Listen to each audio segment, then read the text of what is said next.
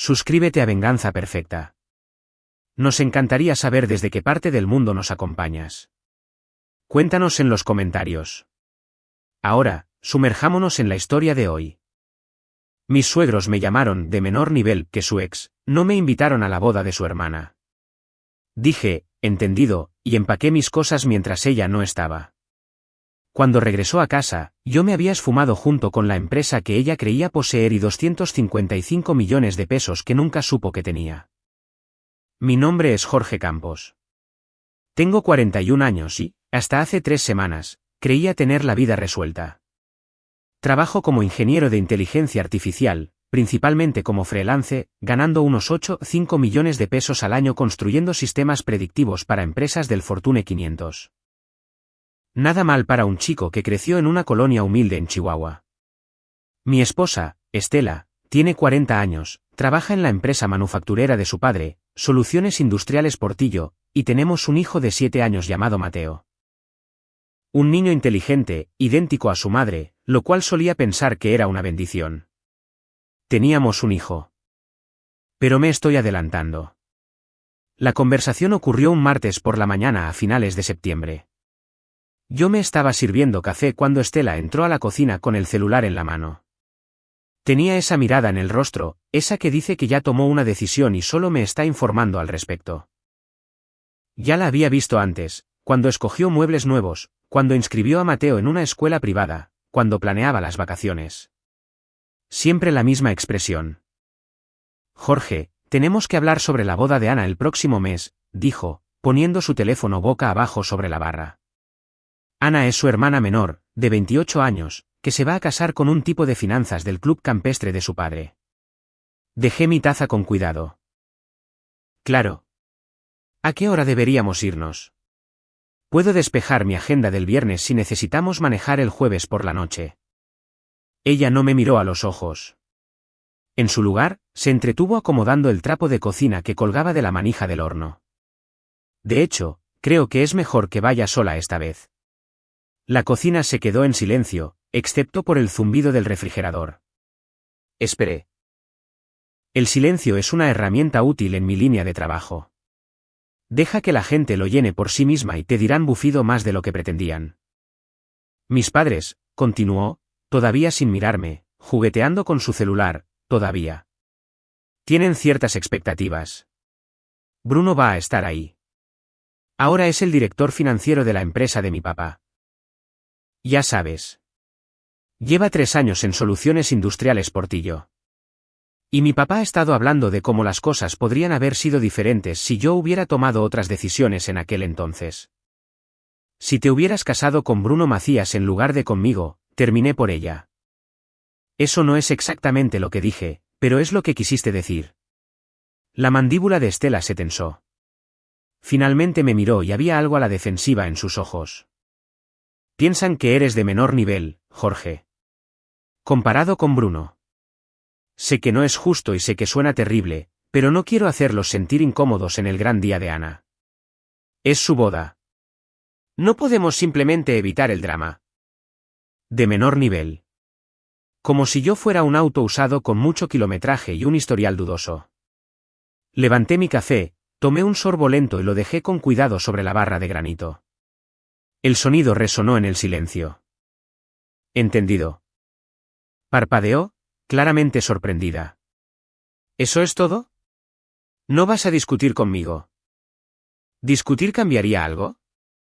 ¿Haría que tus padres de repente me respetaran? ¿Te haría defender a tu esposo? Supongo que no.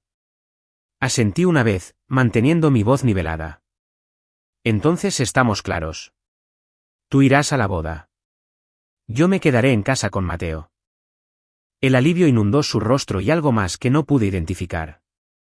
Culpa, tal vez, o satisfacción de que yo estuviera siendo tan razonable. Gracias por entenderlo. Sabía que serías maduro al respecto.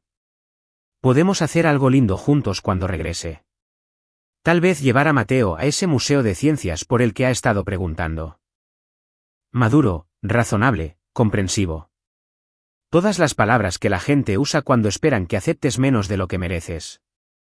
Me dio un beso en la mejilla, rápido, obligatorio, el tipo de beso que le das a un familiar que no te agrada particularmente, y subió a arreglarse para el trabajo. Me quedé en la cocina escuchando sus pasos, el sonido del agua corriendo, el zumbido de su secadora de cabello a través del techo. Ahí fue cuando tomé mi decisión. Verás, lo interesante de que te llamen de menor nivel es que lo aclara todo. Durante 11 años me dije a mí mismo que estaba construyendo algo con esta mujer. Una sociedad, una familia, un futuro. Pero las sociedades no clasifican a sus socios por niveles. Las familias no excluyen a las personas para evitar incomodidades. Y los futuros construidos sobre ese tipo de cimientos no valen la pena. Caminé hacia mi oficina, cerré la puerta con llave y saqué mi laptop. Tenía exactamente 28 días hasta la boda. 28 días para prepararme, para asegurarme de que cuando me fuera por completo. Sin cabos sueltos. Sin regreso. Sin posibilidad de reconciliación. Abrí un nuevo documento y comencé a escribir. Protocolo de salida, Jorge Campos. El cursor parpadeaba en la pantalla, esperando. Empecé a planear. Lo primero que hice fue llamar a mi abogado. No al abogado familiar que Estela y yo usábamos para nuestros testamentos y documentos de propiedad. Uno diferente. Daniel Vargas, un tipo que conocí en una conferencia de tecnología hace 3 años y que se especializaba en protección de activos y divorcios complejos. Nos mantuvimos en contacto, tomábamos una cerveza de vez en cuando él estaba en la ciudad. Jorge, contestó al segundo timbre. ¿Qué pasa? Necesito verte. Hoy si es posible. No puedo hablarlo por teléfono. Hubo una pausa. Daniel era lo suficientemente astuto para leer entre líneas. Mi oficina a las 2. Ahí estaré. Pasé la mañana trabajando como de costumbre. Terminé de depurar un modelo de aprendizaje automático para un cliente farmacéutico, respondí correos, me uní a una videollamada sobre un nuevo proyecto. La rutina ayudaba. Me mantenía con los pies en la tierra mientras mi mente procesaba el panorama general.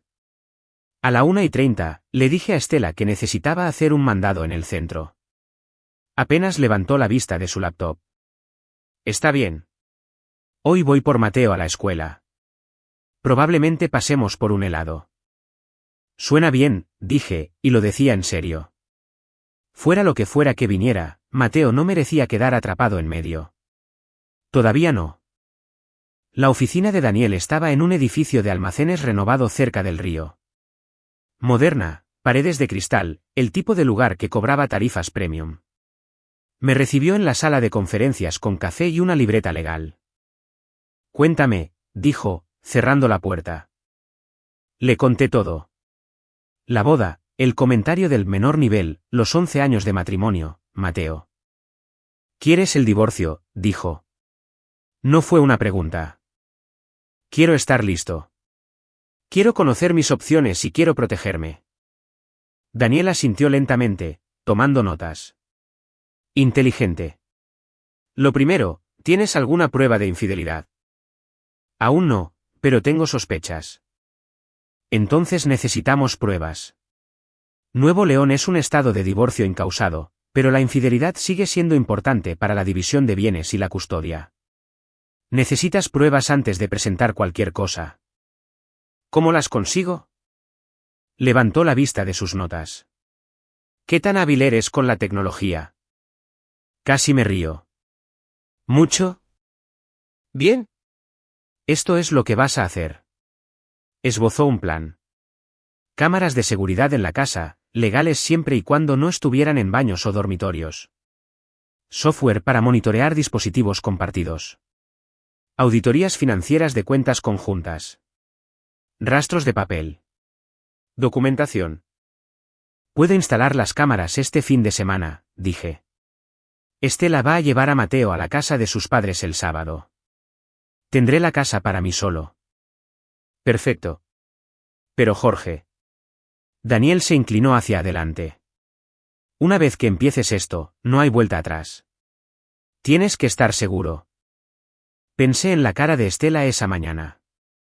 El alivio cuando acepté no ir a la boda. La forma en que me besó la mejilla como si fuera su hermano, no su esposo. Estoy seguro. Entonces, a trabajar. Salí de la oficina de Daniel con una lista de tareas y un cronograma. 4 semanas hasta la boda. 4 semanas para reunir pruebas, asegurar mis activos y prepararme para la salida. Esa noche, ordené 3 pequeñas cámaras de seguridad por internet. Modelos discretos, activados por movimiento, con almacenamiento en la nube. Llegarían el viernes. Para el sábado por la noche, estarían instaladas y funcionando. Estela no notó nada. Cenamos en familia. Mateo habló de su día en la escuela, algún proyecto de ciencia sobre volcanes. Estela deslizaba fotos de la boda en su teléfono, mostrándome vestidos de damas de honor y arreglos florales. Ana se decidió por rosas blancas, dijo. Opción clásica. Hermoso, respondí, y ella me sonrió como si todo fuera normal. Ayudé a acostar a Mateo, le leí 2 capítulos de su libro favorito actual sobre exploración espacial. Cuando volví a bajar, Estela estaba en el sofá con su celular. Me voy a dormir temprano, dije. Día largo. Está bien. Subo en un rato. Subí, cerré la puerta de la habitación y abrí mi laptop. Empecé una hoja de cálculo. Activos, pasivos, cuentas, propiedades. Todo lo que teníamos juntos, todo lo que tendría que dividirse. El cursor parpadeaba en las celdas de la hoja de cálculo. Comencé a documentar mi vida, preparándome para desmantelarla. El sábado llegó demasiado rápido y demasiado lento al mismo tiempo. Estela se fue con Mateo alrededor de las 9 de la mañana, rumbo a la casa de sus padres en Saltillo para el fin de semana. Una reunión familiar previa a la boda a la que no fui invitado. Naturalmente. Regresamos el domingo por la tarde, dijo, besándome la mejilla en la puerta. No trabajes demasiado. Maneja con cuidado, respondí, viéndolos salir por la entrada. En el momento en que su coche desapareció en la esquina, me puse a trabajar. Instalar las cámaras me llevó menos de 2 horas. Las coloqué cuidadosamente. Una en la sala apuntando a la puerta principal y al sofá.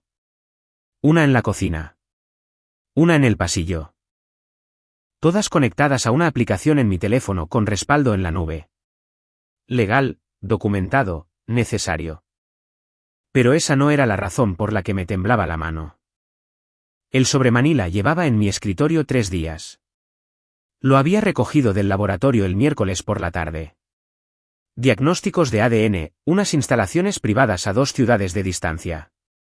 El tipo de lugar que no hace preguntas y procesa los resultados rápidos y pagas un extra.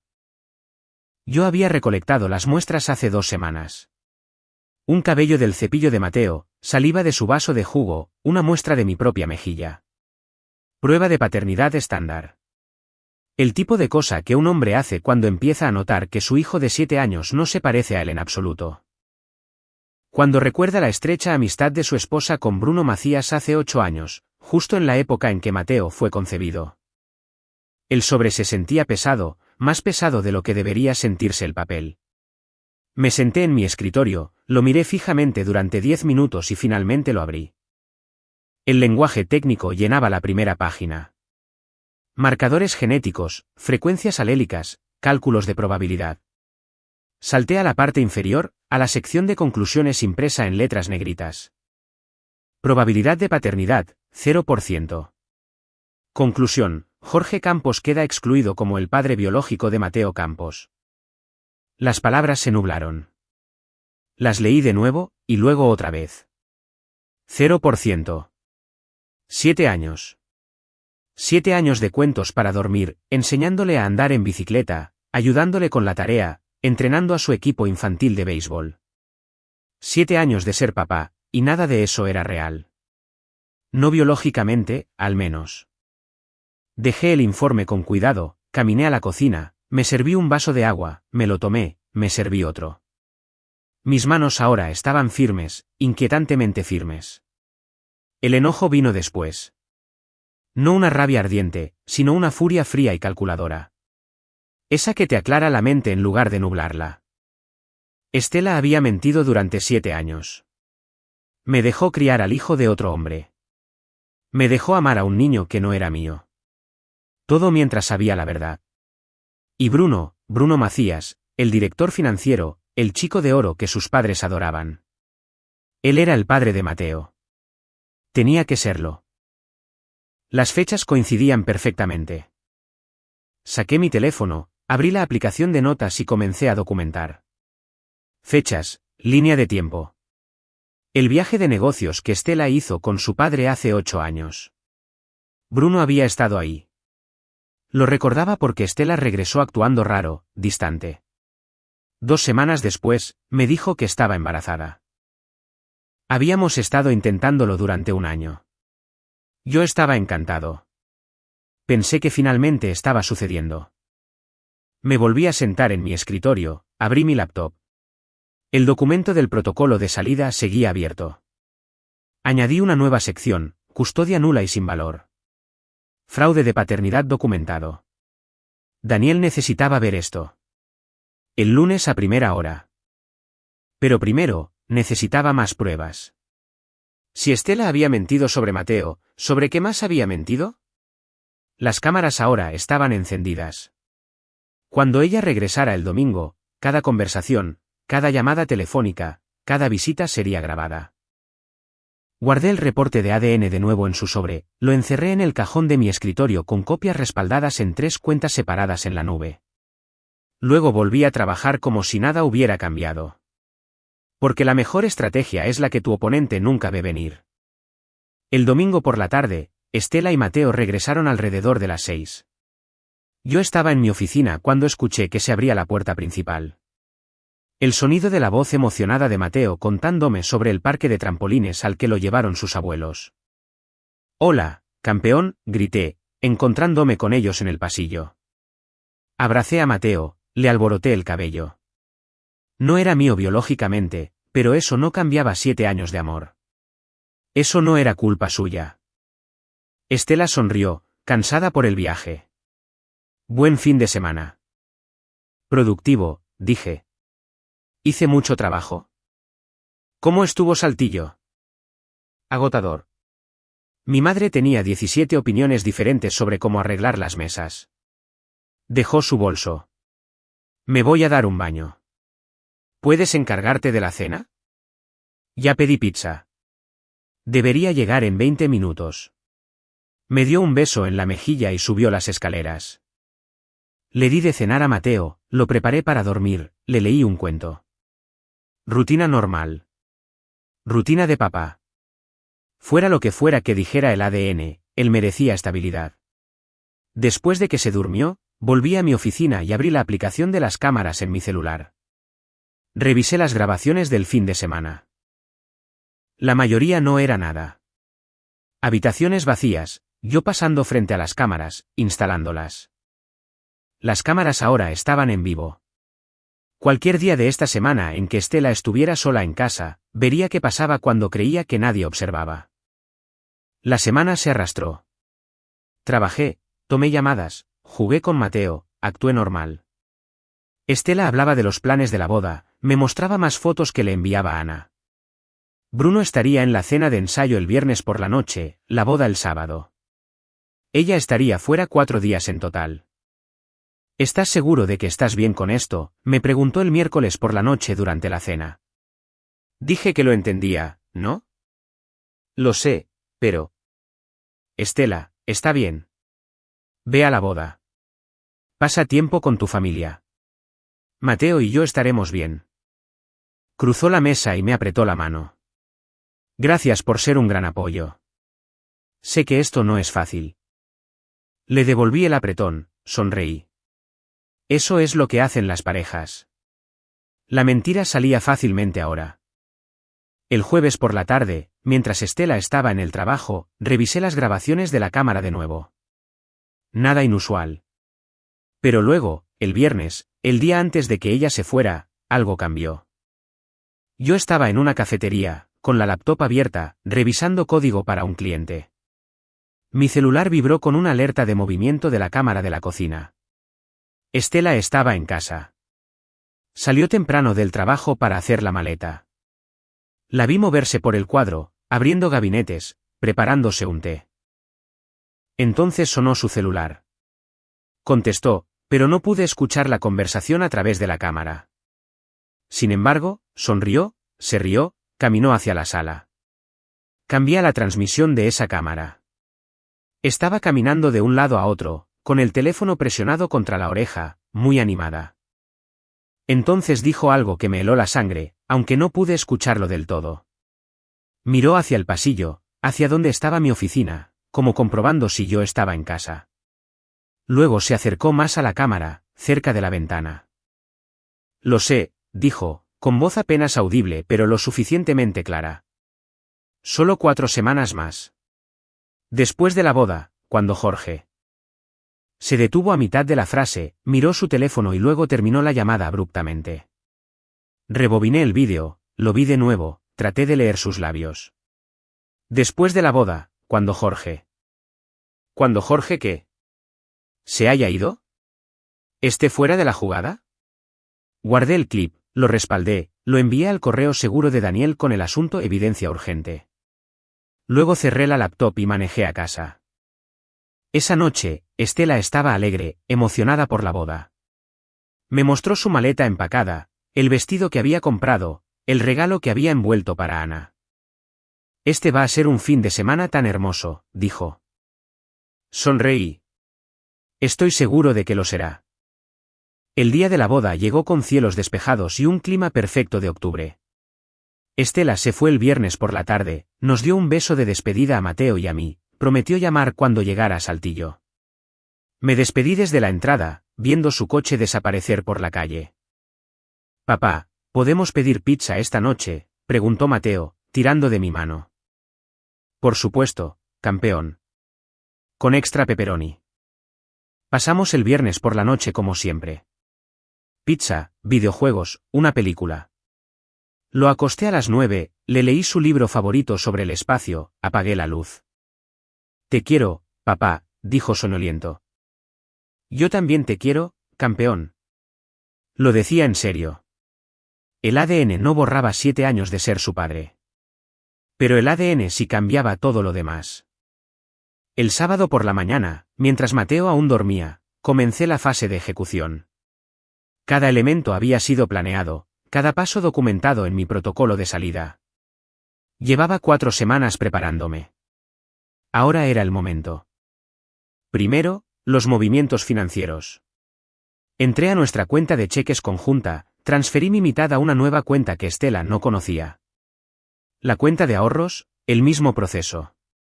Las cuentas de inversión, ya separadas por el acuerdo prenupcial, se quedaron intactas. Nuestra cuenta comercial compartida para la startup de tecnología verde que yo había estado financiando, la transferí por completo. Era mi dinero de todos modos, siempre lo había sido. Luego, la purga digital.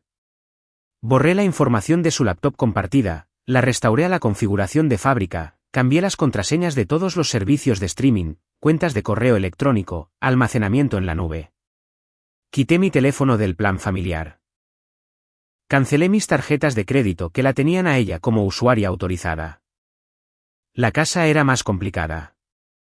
Rentábamos, el contrato estaba a nombre de ambos.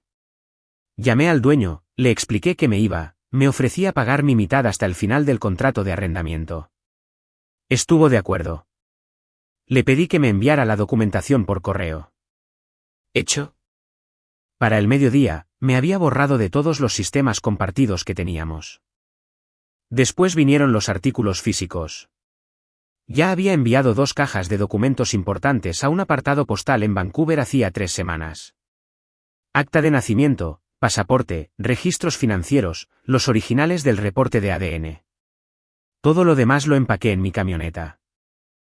Ropa, laptop, algunos artículos personales. No mucho. Había aprendido a viajar ligero. La startup, nuestra empresa conjunta, de la que el hermano de Estela se creía copropietario. Esa fue la parte hermosa. Yo la había estructurado cuidadosamente hace 3 años cuando la fundamos. Estela y su hermano figuraban como socios, pero el acuerdo operativo tenía una cláusula que yo había redactado.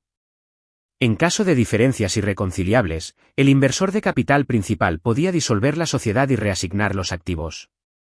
Yo era el inversor de capital principal. Yo había invertido 6,8 millones de pesos. Ellos no aportaron más que ideas. El viernes por la noche, mientras Estela estaba en la cena de ensayo, yo había ejecutado la disolución. Presenté el papeleo ante el Estado, transferí toda la propiedad intelectual a un fideicomiso sin fines de lucro que yo había establecido, Tecnologías Futuro Verde, registrado en Columbia Británica. El fideicomiso continuaría el trabajo, pero Estela y su hermano no recibirían nada. Se enterarían el lunes, cuando se revocara su acceso a las cuentas de la empresa. A las 2 de la tarde del sábado, llamé a Daniel Vargas. Está hecho, dije. Todo está ejecutado. Me voy en 1 hora. La evidencia de ADN. Un mensajero entregará copias a Estela y a sus padres el lunes por la mañana, junto con los papeles de la disolución y una notificación formal de que estoy solicitando el divorcio basado en fraude de paternidad y adulterio. ¿A dónde vas? Es mejor que no lo sepas todavía.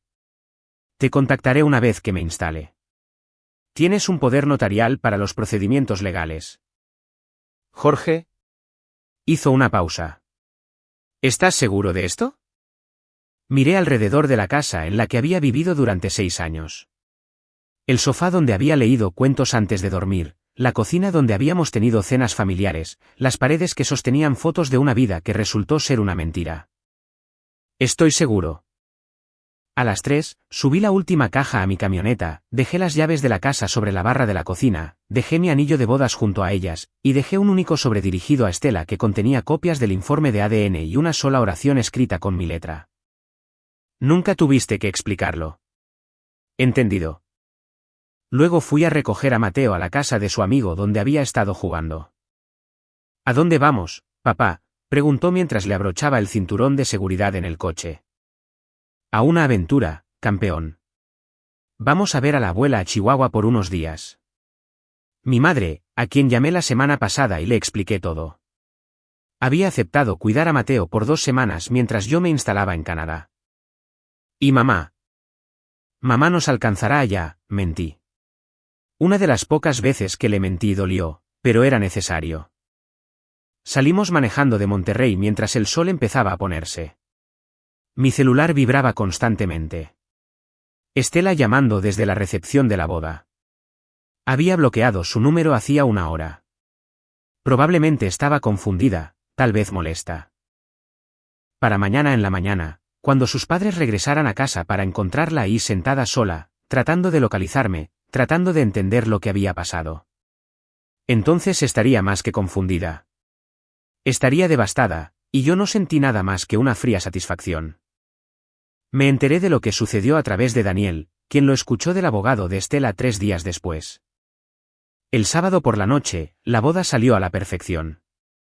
Estela publicó fotos en redes sociales. Ella y Ana, las damas de honor, la recepción. Bruno Macías aparecía en varias fotos muy cerca de Estela, riéndose de algo que ella dijo. Sus padres se veían orgullosos, felices, todo perfecto como de película. El domingo por la mañana voló de regreso a casa, me mandó un mensaje desde el aeropuerto, llamó 2 veces, sin respuesta. Llegó a casa alrededor del mediodía. Fue entonces cuando encontró las llaves, el anillo, el sobre. Según el relato de Daniel, llamó a sus padres inmediatamente, histérica. Se apresuraron a ir, y la encontraron sentada en el sofá leyendo el informe de ADN una y otra vez, intentando llamarme, obteniendo solo el buzón de voz. ¿Dónde está Mateo?, había exigido su padre, me dijo Daniel. No lo sé. Jorge se lo llevó a algún lado. No contesta. Ahí fue cuando empezaron a comprender la magnitud del asunto. Ramón Portillo, el padre de Estela, intentó iniciar sesión en las cuentas de la empresa el lunes por la mañana. Bloqueado. Llamó al hermano de Estela. También bloqueado. Recibieron los papeles de la disolución por mensajería a las 10 de la mañana. La Sociedad de Iniciativa Verde de Soluciones Industriales Portillo, de la que habían estado presumiendo ante los inversionistas durante 3 años, desaparecida, disuelta. Los activos transferidos a un fideicomiso canadiense al que no tenían acceso, sobre el que no tenían control y contra el cual no podían reclamar. El dinero de las cuentas conjuntas, desaparecido. Mi mitad, completamente legal de retirar.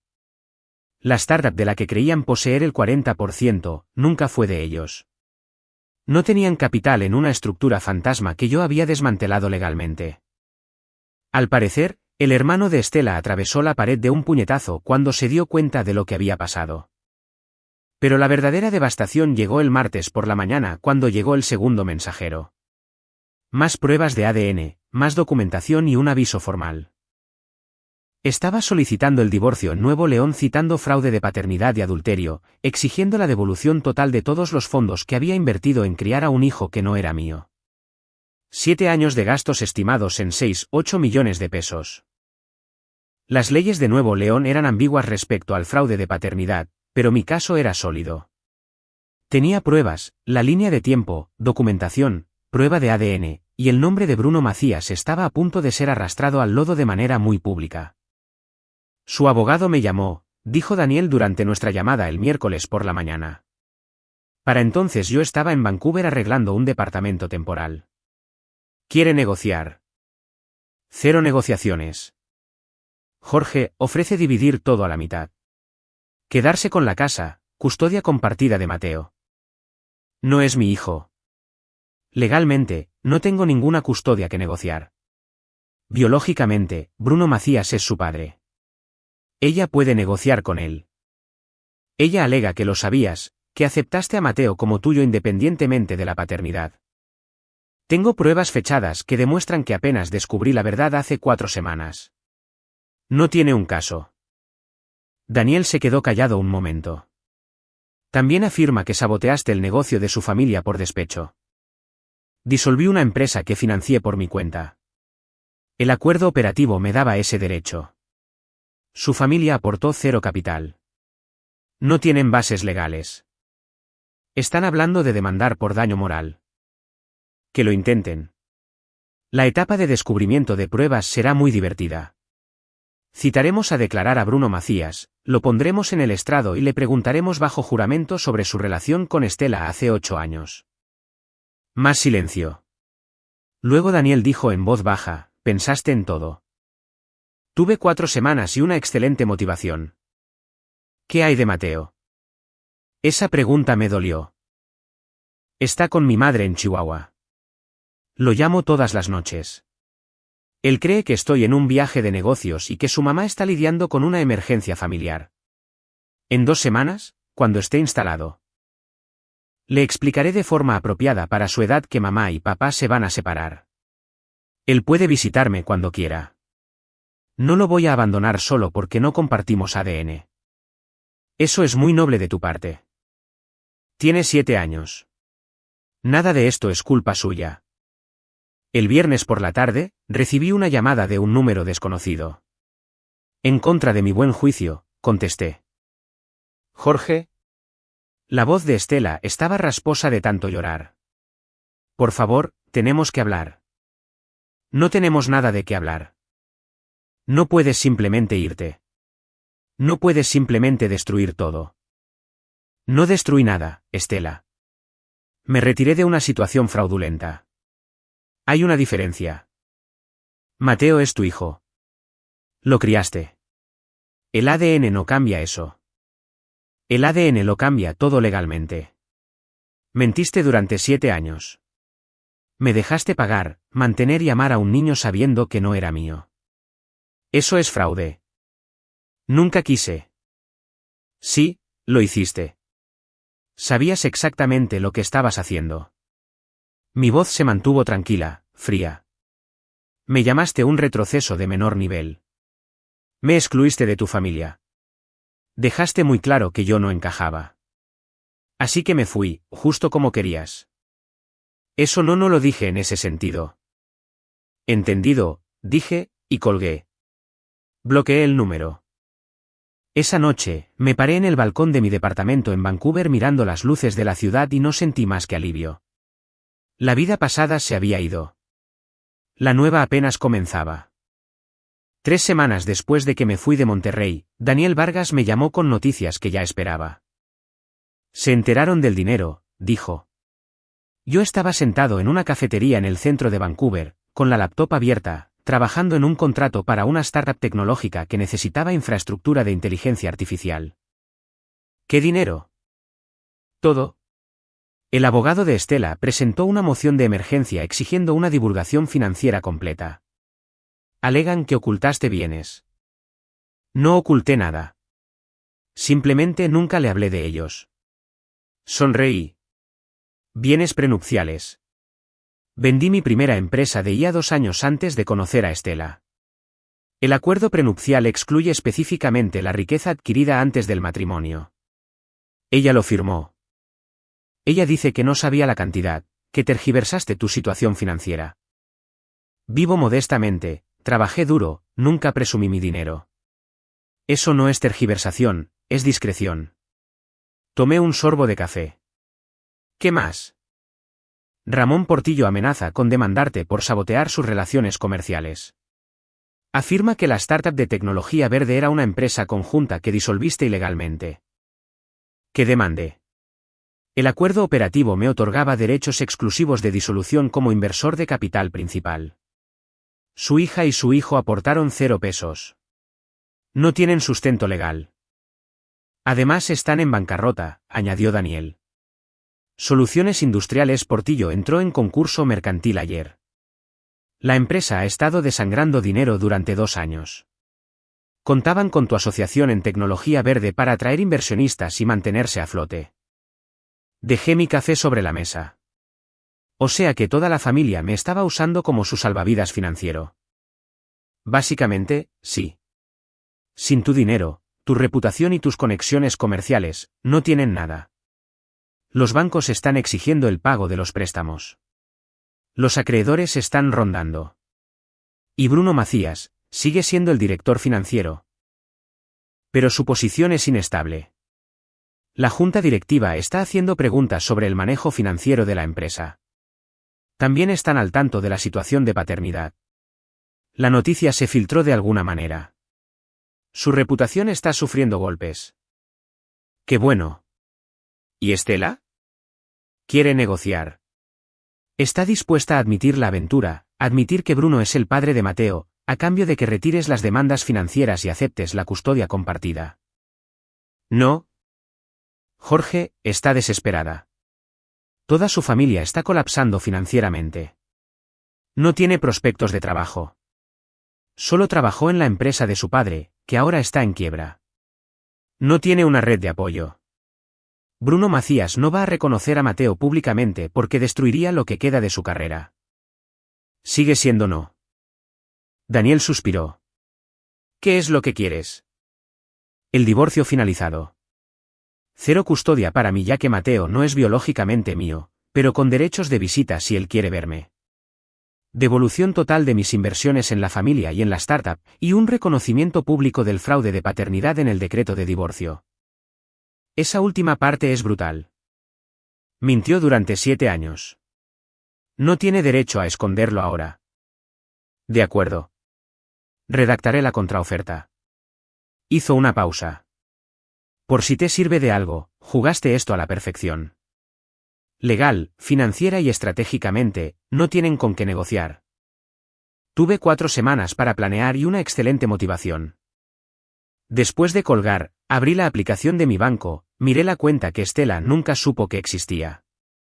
Los 255 millones de pesos por la venta de mi primera empresa, invertidos sabiamente a lo largo de los años, ahora valían cerca de 374 millones. Las propiedades de renta que tenía en 3 estados bajo una LLC. El portafolio de inversiones generando un ingreso pasivo de 680,000 pesos mensuales. Había vivido de mi trabajo freelance de IA, 8.5 millones de pesos al año, mientras esta fortuna crecía en silencio. Estela creía que éramos una clase media acomodada. No tenía idea de que había estado viviendo con un multimillonario que prefería manejar una camioneta usada y comprar en Costco. La ironía era hermosa. Sus padres me consideraron de menor nivel que Bruno Macías. Bruno, que ganaba 3.4 millones de pesos al año como director financiero y vivía de quincena en quincena ahogado en deudas de tarjetas de crédito. Mientras tanto, yo habría podido comprar Soluciones Industriales Portillo en efectivo y todavía me habría sobrado dinero. Pero nunca quise ser amado por el dinero. Quería ser amado por quien era. Estela reprobó esa prueba de manera espectacular. Mi teléfono vibró. Mensaje de texto de mi madre: Mateo quiere hablar contigo. Llamé inmediatamente. Hola, campeón. ¿Cómo está Chihuahua? Bien. La abuela me llevó al Museo de Ciencias. Vimos el show del planetario. Su voz era brillante, feliz. ¿Cuándo vienes a visitarnos? Pronto. Estoy terminando un poco de trabajo en Canadá, luego volaré para allá. Papá. Su voz se apagó. Mamá llamó a la abuela. Estaba llorando. ¿Está bien? Apreté la mandíbula. Tu mamá está pasando por un momento difícil, pero va a estar bien.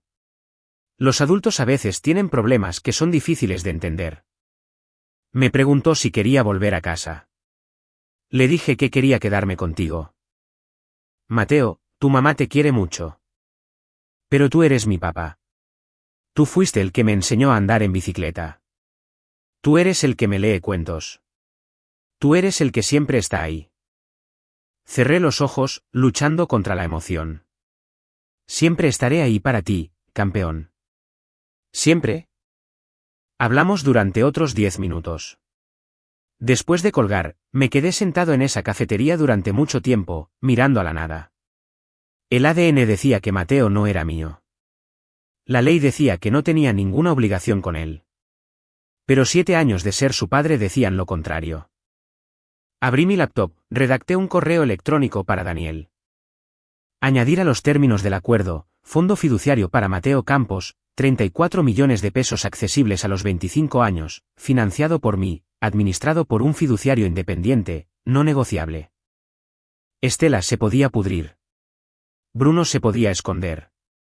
Ramón Portillo podía irse a la quiebra. Pero Mateo estaría bien cuidado, porque eso es lo que hacen los padres de verdad. El podcast salió un miércoles por la mañana a fines de noviembre, 6 semanas después de que me fui de Monterrey. Estaba en mi departamento en Vancouver, trabajando en un proyecto, cuando llamó Daniel. ¿Lo has visto?, preguntó. ¿Ver qué? El podcast Asunto de Traición, episodio 47. Cubrieron tu historia. Abrí la plataforma de podcast en mi laptop y encontré el episodio. Título: El hombre que desapareció, cuando entender significa salir. Mi estómago se contrajo. ¿Cómo consiguieron esto? Los expedientes de divorcio son públicos. Alguien debió notar la demanda por fraude de paternidad y pensó que era interesante. Entrevistaron a personas, armaron la línea de tiempo. Hizo una pausa. Jorge, te hicieron sonar como un héroe. Escuché el episodio. La presentadora, una mujer llamada Sara Miranda, tenía una voz pausada y reflexiva. Expuso los hechos metódicamente. La exclusión de la boda, el comentario del menor nivel, la revelación del ADN, la salida calculada, el fraude financiero que descubrí. Esta es la historia de un hombre al que le dijeron que no era lo suficientemente bueno, dijo ella, que fue excluido, menospreciado, utilizado financieramente mientras lo desechaban emocionalmente. Y su respuesta no fue la violencia. No fue la ira. Fue la precisión. Se retiró completa y legalmente, sin dejar cabos sueltos, sin forma de regresar. Reprodujo un clip, una entrevista con alguien que afirmaba ser un excolega de Ramón Portillo. La voz estaba distorsionada, pero las palabras eran claras: Portillo y su familia siempre estaban buscando sacar ventaja.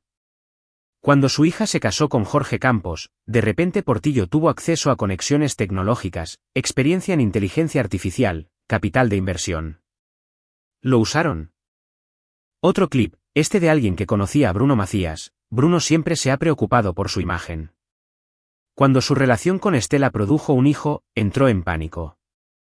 No podía reconocerlo públicamente. Arruinaría sus perspectivas profesionales. Así que se lo enjaretaron al esposo. La clásica jugada de un cobarde. El episodio terminó con la conclusión de Sara: a veces, la respuesta más fuerte a una traición no es la confrontación, es la desaparición. Jorge Campos entendió que no ser invitado era la invitación más clara para irse. Y se fue tan completamente que las personas que lo usaron todavía están tratando de encontrarlo. El episodio tuvo 200,000 descargas en el primer día. Para el viernes, llegó al 1.000.000. La sección de comentarios explotó. Hombres compartiendo sus propias historias de ser menospreciados en sus relaciones, utilizados financieramente, descartados emocionalmente. Mujeres calificando el comportamiento de Estela como repugnante e imperdonable. Debates sobre las leyes de fraude de paternidad, los acuerdos prenupciales, la importancia de las pruebas de ADN. La frase "entendido y se fue" se convirtió en un hashtag en las redes sociales. Daniel me llamó de nuevo el lunes por la mañana. El abogado de Estela quiere llegar a un acuerdo, inmediatamente. Están aterrorizados de que esto se haga más grande. ¿Qué están ofreciendo? Todo lo que pediste. Divorcio finalizado, devolución financiera, reconocimiento público del fraude. Incluso aceptarán el fondo fiduciario para Mateo. Solo quieren que firmes una cláusula de confidencialidad mutua de no difamación. O sea, no puedo hablar de lo que pasó. ¿Correcto? Les preocupa que haya más cobertura en los medios. Lo pensé en Mateo, que no merecía que el fraude de su madre se transmitiera por internet para siempre, en mi propia privacidad, mi deseo de seguir adelante limpiamente.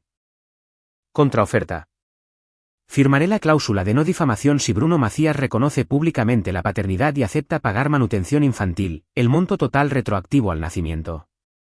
Esos son 142,8 millones de pesos que le debe a Estela por 9 años de gastos. Daniel soltó una carcajada. Eso es brillante. Vas a hacer que pague por su propio hijo. Él creó esta situación. Que la financie. El acuerdo se cerró 2 semanas después. Bruno Macías, ante la disyuntiva de la exposición pública o la responsabilidad financiera, eligió el dinero. Estableció un plan de pagos, reconoció la paternidad en privado en documentos judiciales sellados y acordó una manutención infantil continua. Estela no obtuvo nada de mí excepto un divorcio y la verdad. La empresa de Ramón Portillo se disolvió en la bancarrota.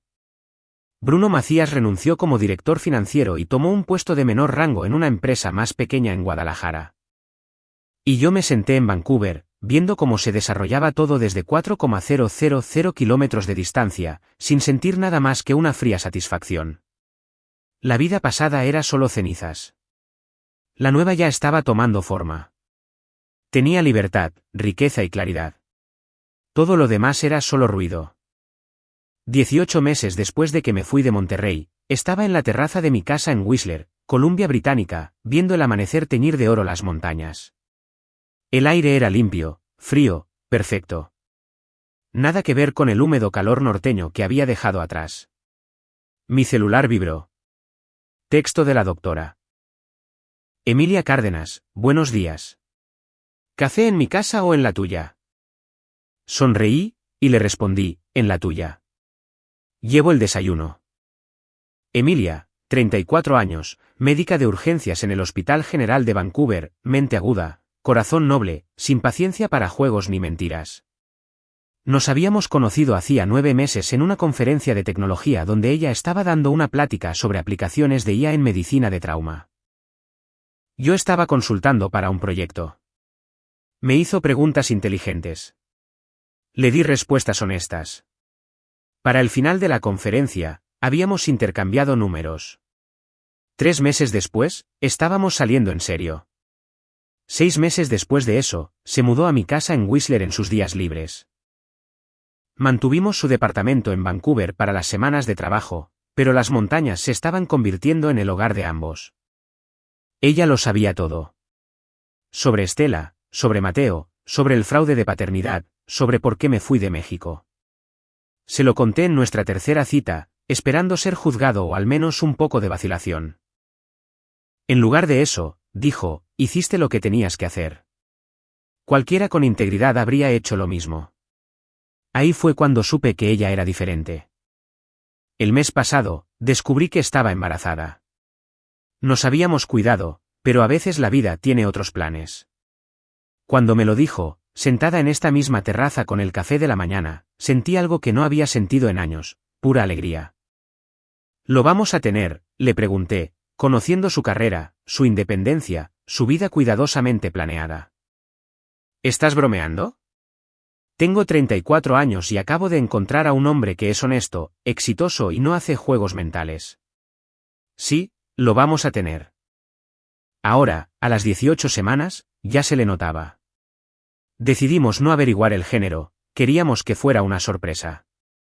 Manejé hasta su departamento en Vancouver, recogí pan fresco de la panadería que le encantaba y entré con mi llave. Ella estaba en la cocina, ya vestida con el uniforme médico para su turno de la tarde. «Estás radiante», dije, besándola. «Tengo náuseas y estoy exhausta, pero gracias».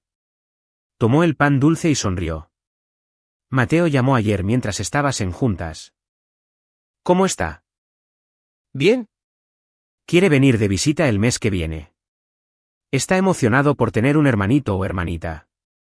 Mateo, ahora con 9 años, vivía en Guadalajara con mi madre, quien había obtenido la custodia permanente después de que Estela demostrara ser incapaz de mantener una vivienda o empleo estables.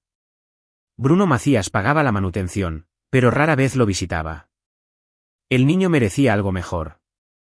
«Volaré para allá y lo recogeré», dije. «Lo traeré un par de semanas». Preguntó si podía llamarme Emilia o si debía llamarme de otra forma. «¿Qué le dijiste?» Le dije que me llamara como se sintiera más cómodo. Que no estoy tratando de reemplazar a su madre, pero que estoy feliz de estar en su vida. Se sentó a la mesa, mirándome seriamente. «Jorge, necesito preguntarte algo». «Lo que sea». «¿Te arrepientes de cómo manejaste las cosas? ¿De irte de la forma en que lo hiciste?» Lo pensé de verdad. No. Le di a Estela 11 años de lealtad, amor y apoyo financiero basado en mentiras. Cuando descubrí la verdad, me extraje limpia y legalmente. Protegí mis bienes, expuse el fraude y me aseguré de que Mateo estuviera financieramente seguro sin importar su paternidad. Hice todo bien. Pero destruiste el negocio de su familia. Su padre lo perdió todo. Ramón Portillo destruyó su propio negocio a través de mala gestión y fraudes. Yo solo dejé de subsidiarlo. Me senté frente a ella. «Emilia, me consideraron de menor categoría. Me excluyeron de eventos familiares, usaron mi dinero y mi reputación mientras me mentían sobre la paternidad de mi hijo. No conozco la piedad». Ella asintió lentamente. «Lo entiendo. Solo quería escucharte decirlo sin culpa». «Sin culpa. Solo claridad». Desayunamos juntos, hablamos sobre colores para el cuarto del bebé y nombres, cosas normales de pareja. Luego, ella se fue a su turno y yo volví al trabajo. Mi negocio de consultoría estaba prosperando. 3 clientes del Fortune 500, 2 startups canadienses y un contrato gubernamental de revisión de ética en IA. Estaba ganando más dinero que nunca, viviendo en un lugar que amaba, con una mujer a la que respetaba. La semana pasada, había iniciado el proceso para la residencia permanente canadiense. No porque odiara a México, sino porque encontré algo mejor.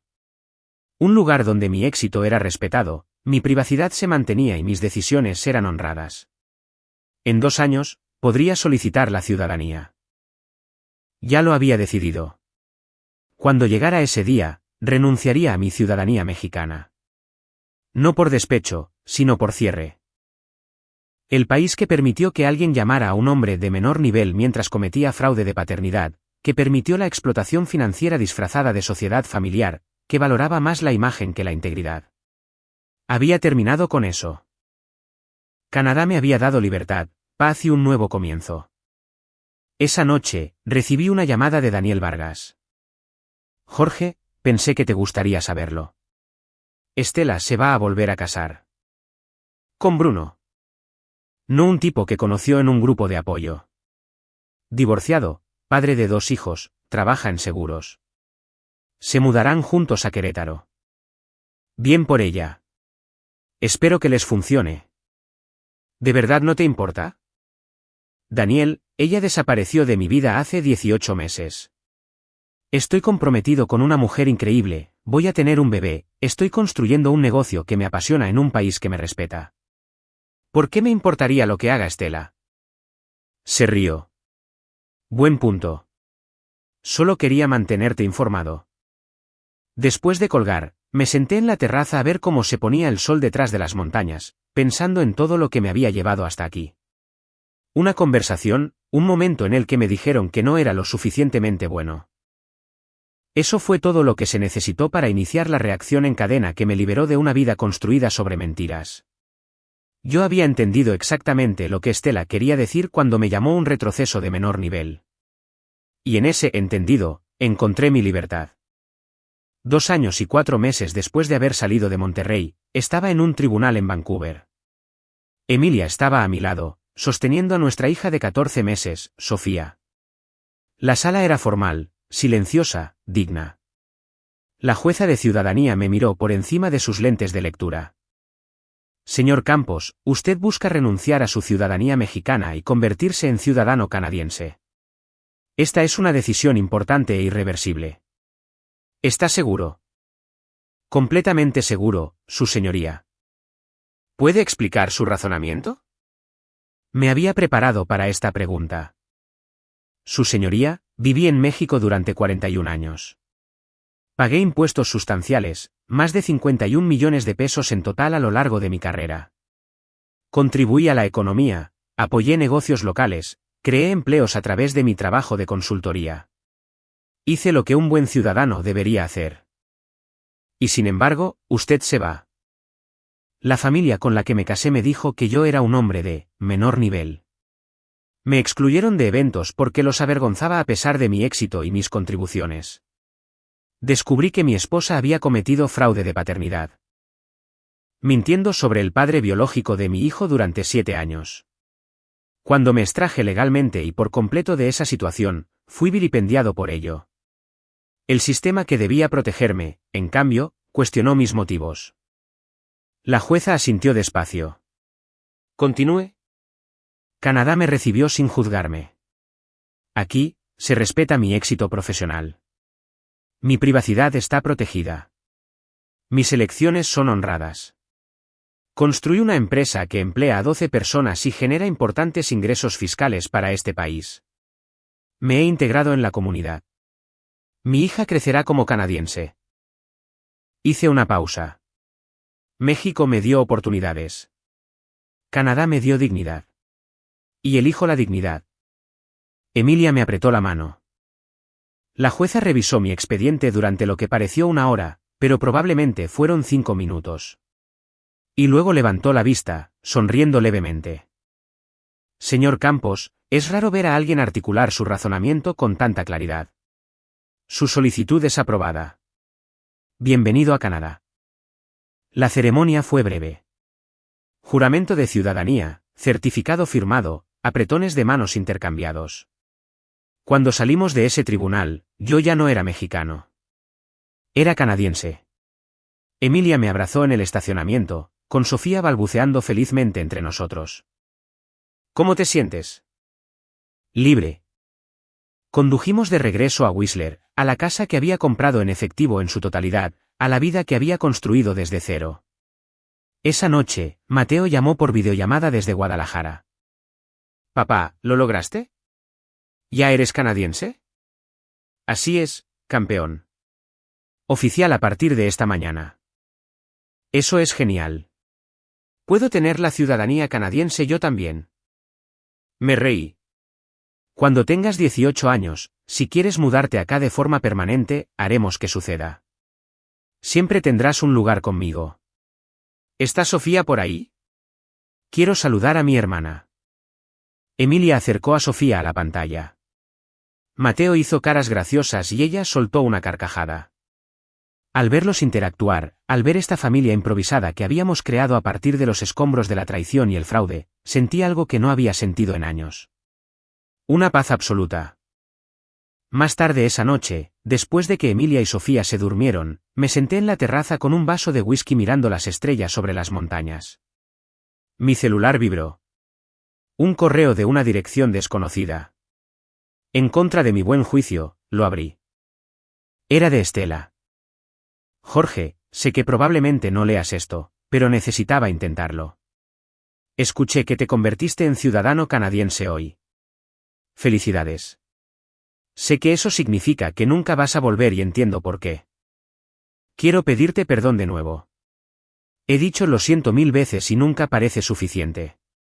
Pero quiero que sepas que Mateo habla de ti constantemente. Sigues siendo su papá en todos los sentidos que importan. Gracias por el fondo fiduciario, por el apoyo, por no abandonarlo incluso después de enterarte de la verdad. Eres una mejor persona de lo que yo alguna vez merecí. Espero que seas feliz. Espero que Canadá te dé todo lo que no pudiste encontrar aquí. Y espero que algún día, de alguna manera, el universo te devuelva todo el bien que le diste al mundo. Te lo ganaste. Lo leí 2 veces, y luego lo borré. No por enojo, sino por cierre. Estela era parte de una vida que yo había dejado atrás. Una vida construida sobre mentiras, mantenida a través del engaño y destruida por la verdad. Esta vida. Las montañas, el negocio, Emilia, Sofía, la libertad de elegir mi propio camino. Esto era real. Levanté mi vaso hacia las estrellas, hacia el viaje que me había traído hasta aquí, hacia la única palabra que lo había cambiado todo. Entendido, susurré a la noche. Y luego, entré a la casa con mi familia, cerrando la puerta al pasado para siempre. El hombre de menor nivel se había ascendido a sí mismo por completo.